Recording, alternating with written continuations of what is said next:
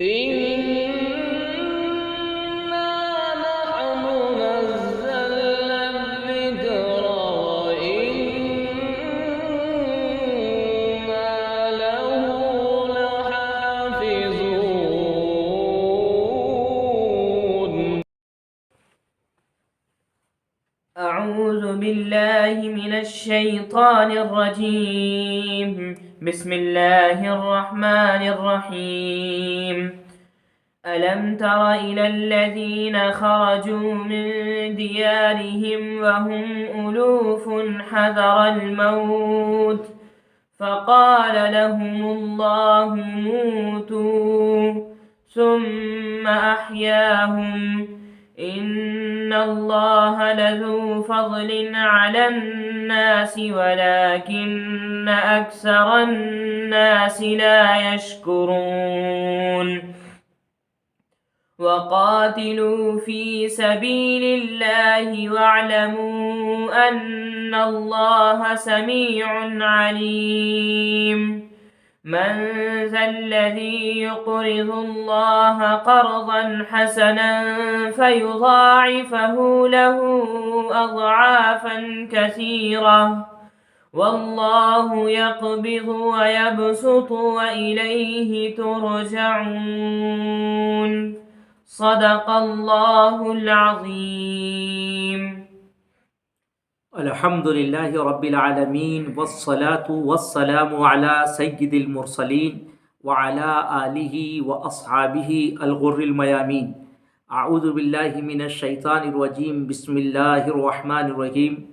ألم تر إلى الذين خرجوا من ديارهم وهم ألوف حذر الموت فقال لهم الله موتوا ثم أحياهم. یہ آیات جو آپ کے سامنے ابھی تلاوت کی گئی ہیں، اس میں جان اور مال اللہ کے راستے میں نچھاور کرنے کی ترغیب دی گئی ہے۔ جو لوگ جان اور مال کو اللہ کے راستے میں نچھاور کرتے ہیں اللہ کی رضا اور خوشنودی کے لیے، اللہ رب العزت ان کو دنیا میں بھی سرفرازی عطا فرماتا ہے اور آخرت میں بھی۔ اور جو لوگ جان اور مال اللہ کے راستے میں نچھاور کرنے سے دریغ کرتے ہیں، گریز کرتے ہیں، دنیا میں وہ اللہ کی رحمتوں سے، برکتوں سے محروم رہتے ہیں اور آخرت میں بھی محروم رہیں گے۔ یہاں اس طرح کے دو واقعے بھی بیان کیے گئے ہیں۔ ایک واقعہ طالوت اور جالوت کا بیان کیا گیا ہے۔ طالوت کے ساتھ اللہ کے وہ مخلص بندے جنہوں نے اپنی جان کو، اپنی مال کو اللہ کی رضا اور خوشنودی کے لیے نچھاور کر دیا۔ اللہ نے دنیا میں بھی ان کو سرفرازی عطا فرمائی اور آخرت میں بھی رضا کا پروانہ عطا فرمایا۔ اور ایک واقعہ قدیم قوم کا بیان کیا گیا ہے جنہوں نے اللہ کے راستے میں جان نچھاور کرنے سے گریز کیا، اللہ کی طرف سے ان پر گرفت آئی ہے۔ اب آپ ان آیات کو سنیں۔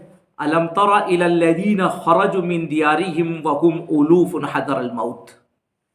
کیا آپ نے دیکھا نہیں، کیا آپ کو علم نہیں ہے ان لوگوں کا جو اپنے گھروں سے نکلے اور وہ ہزاروں کی تعداد میں تھے، حذر الموت، موت کے ڈر سے، فقال لهم اللہ موتوا، تو اللہ نے ان کے سلسلے میں یوں فرمایا مر جاؤ، ثم احیاهم، پھر ان کو اللہ نے زندہ کیا۔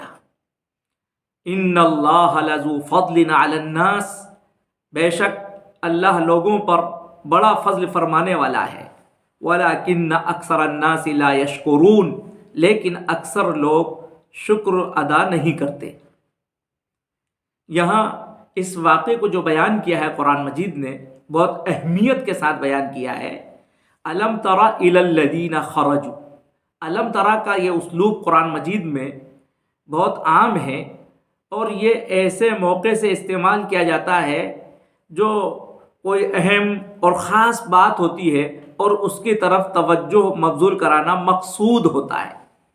یہ واقعہ بھی حضرت رسول پاک صلی اللہ علیہ وسلم کے زمانے میں معروف تھا، لوگ اس واقعے سے واقف تھے، گرچہ اس واقعے کی تفصیل کوئی احادیث میں مذکور نہیں ہے، اور قرآن مجید نے بھی اس واقعے کو بہت مختصر بیان کیا ہے، اور یہ تو قرآن مجید کی خاص خوبی ہے کہ یہ واقعات کو اتنا ہی بیان کرتا ہے جتنی واقعے سے ضرورت اور غرض مقصود ہوتی ہے، اور کوئی تاریخی کتاب تو ہے نہیں کہ واقعات کو بالتفصیل بیان کر دیا جائے اور اس کے کلیات، جزیات، چھوٹی اور بڑی سب باتیں بیان کر دی جائے۔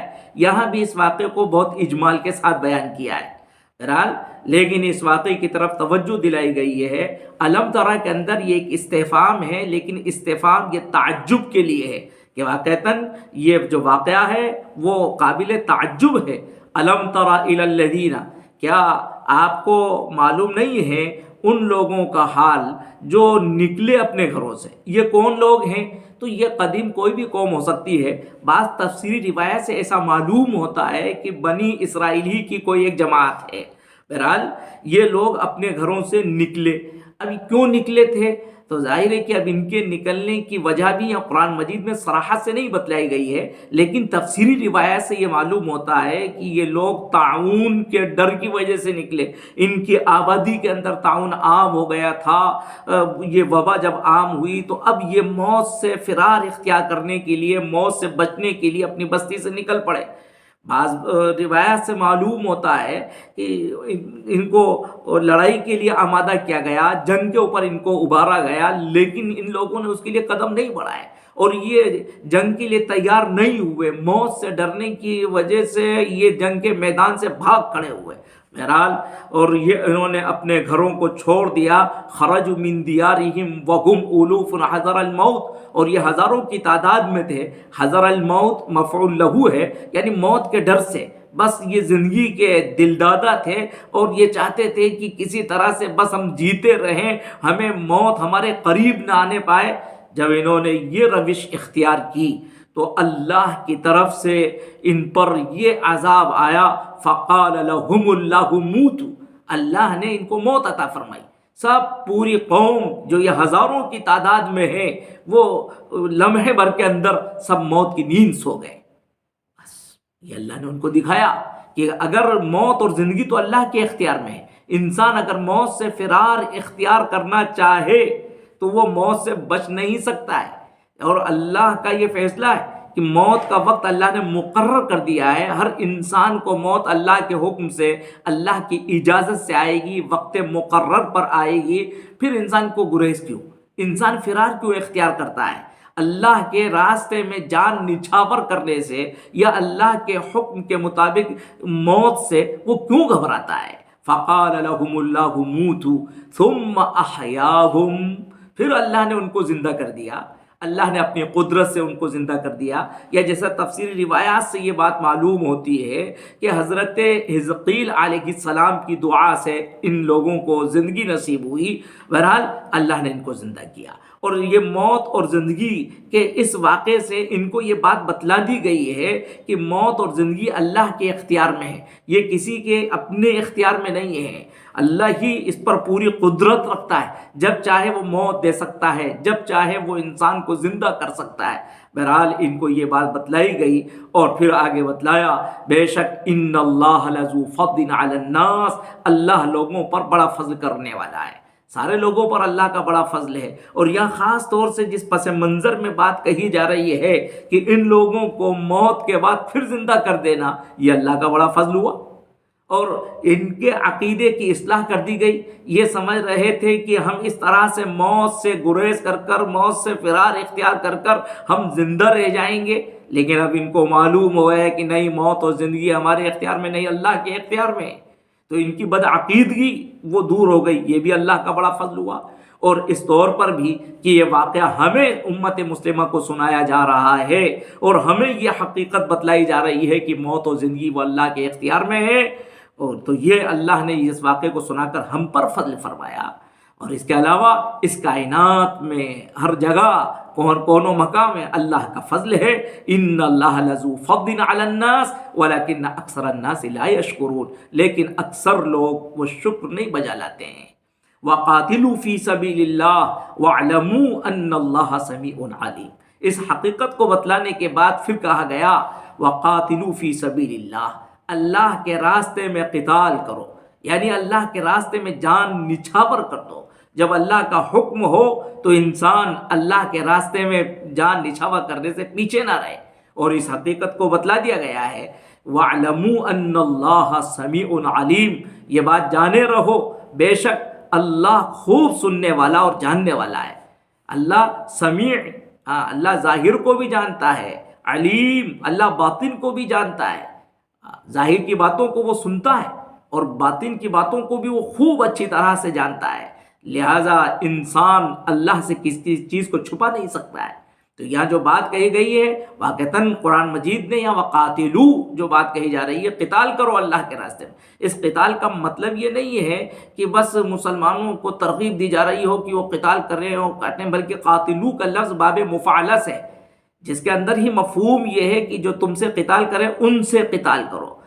مسلمانوں کو پیشگی وقتلو نہیں کہا جا رہا ہے کہ قتل کرو، مسلمانوں کو ابھارا نہیں جا رہا ہے، بلکہ ہاں جو ان سے قتال کے لیے آ جائیں تو پھر وہ قتال کریں. اور قتال کے بعد بھی آپ یہاں دیکھیے کیا فرمایا جا رہا ہے فی سبیل اللہ، یعنی مسلمان کا یہ جو قتال ہو وہ اللہ کے لیے ہونا چاہیے، دنیا کے لیے نہیں ہونا چاہیے، وہ مال کے لیے نہیں ہونا چاہیے، وہ اپنے نفس کے لیے نہیں ہونا چاہیے، وہ یہ سمجھیے کہ کسی مرتبے اور کسی دنیاوی جاہ و جلال کے حصول کے لیے نہیں ہونا چاہیے، وہ صرف اللہ کی رضا و خوشنودی کے لیے ہونا چاہیے. وقاتلوا فی سبیل اللہ واعلموا ان اللہ سمیع علیم. اور اس میں بھی تحدید کر دی گئی ہے، یاد رکھو اس بات کو جانے رہو ان اللہ سمیع علیم، حقیقت کیا ہے، جو تمہارا عمل ہے اس عمل کی حقیقت کیا ہے. دنیا کو تم دھوکہ دے سکتے ہو لیکن اللہ وہ سننے اور جاننے والا ہے. من ذا الذی یقرض اللہ قرضا حسنا، اور آگے تحریض کی گئی ہے، ابھارا گیا ہے کہ اللہ کے راستے میں مال بھی خرچ کرو، اللہ کے دین کی نشر و اشاعت کے لیے خرچ کرو، بندوں کی ضرورت کے لیے خرچ کرو، اور سب کا مقصود اللہ کی رضا اور خوشنودی ہونا چاہیے. من ذا الذی یقرض اللہ، کون ہے جو اللہ کو قرض دے، قرضا حسنا، اچھا قرض. یہ تحریض ہے، اس کائنات کی ہر چیز وہ اللہ کی ملکیت ہے، لیکن بندے کو جو ابھارا جا رہا ہے اور بندہ جو اللہ کے راستے میں خرچ کر رہا ہے اس کو قرض تعبیر کیا گیا. قرض سے کہنے کا مطلب یہ ہوا کہ جو کچھ تم اللہ کے راستے میں خرچ کرو گے وہ اس کا اجر و ثواب تمہیں پورا دیا جائے گا. جیسے ایک انسان دوسرے انسان کو قرض دیتا ہے تو قرض کی واپسی وہ اپنے اوپر ضروری سمجھتا ہے، اللہ رب العزت تمہیں اجر و ثواب، اپنی رضا اور خوشنودی کا پروانہ وہ ضرور تمہیں عطا فرمائیں گے. من ذا الذی یقرض اللہ قرضا حسنا، لیکن فرمایا گیا کہ یہ قرض جو ہو وہ قرض حسن ہونا چاہیے. قرض حسن کا مطلب یہ ہے کہ انفاق میں جو مال خرچ کیا جائے اس میں وہ شرائط جو اللہ نے بیان فرمائے ان کو ملحوظ رکھا جائے.